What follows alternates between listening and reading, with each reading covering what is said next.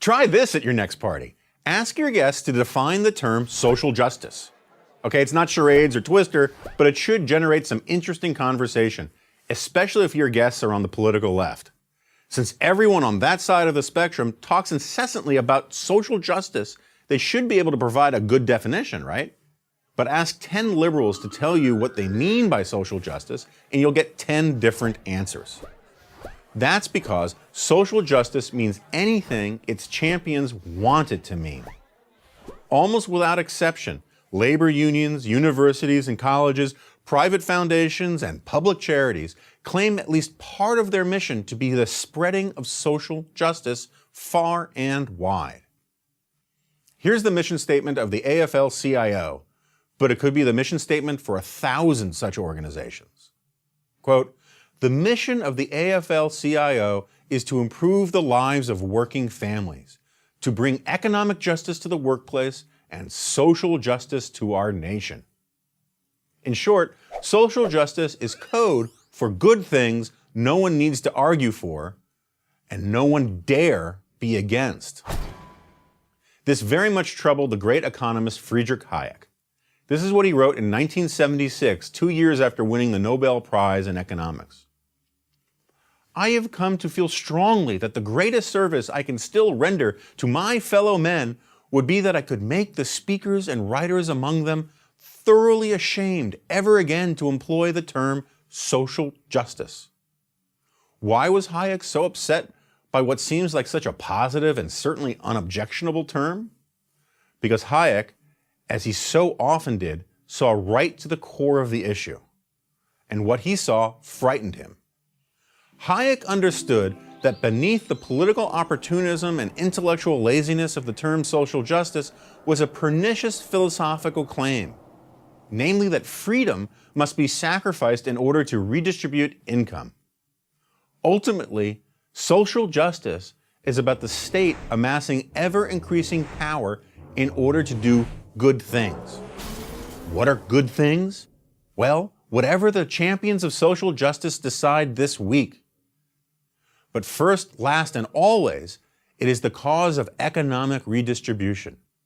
According to the doctrine of social justice, the haves always have too much, and the have-nots never have enough. You don't have to take my word for it. That is precisely how a UN report on social justice defines the term.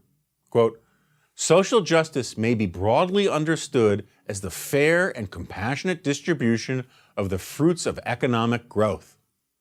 Social justice is not possible without strong and coherent redistributive policies conceived and implemented by public agencies." Let me repeat that. Strong and coherent redistributive policies conceived and implemented by public agencies. And it gets worse. The UN report goes on to insist that, quote, "Present-day believers in an absolute truth identified with virtue and justice are neither willing nor desirable companions for the defenders of social justice." Translation? If you believe truth and justice are concepts independent of the agenda of the forces of progress as defined by the left, you are an enemy of social justice. Compassion, or social justice, is when government takes your money and gives it to someone else. Greed is when you want to keep it. The underlying point of social justice, then, amounts to a sweeping indictment of a free society. It suggests that any perceived unfairness or sorrow or economic want must be addressed by yet another government effort to remedy that unfairness, that sorrow, or that economic want. All we need to do is invoke the abracadabra phrase, social justice, and we're on our way. The invocation of social justice always works from the assumption that the right people, the anointed few, can simply impose fairness, prosperity, and any other good thing you can think of. And the only institution capable of imposing social justice is the state. And keep in mind, the conventional wisdom among liberal elites is that conservatives are the ones who want to impose their values on everyone else. The self-declared champions of social justice believe the state must remedy and can remedy all perceived wrongs. Anyone who disagrees is an enemy of what is good and right. and the state must therefore coerce them to do what is socially just.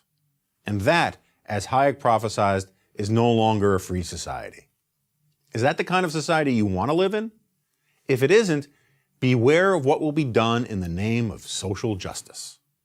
I'm Jonah Goldberg of the American Enterprise Institute and National Review for Prager University. Join Prager University, subscribe to our YouTube channel, and sign up for free at prageru.com.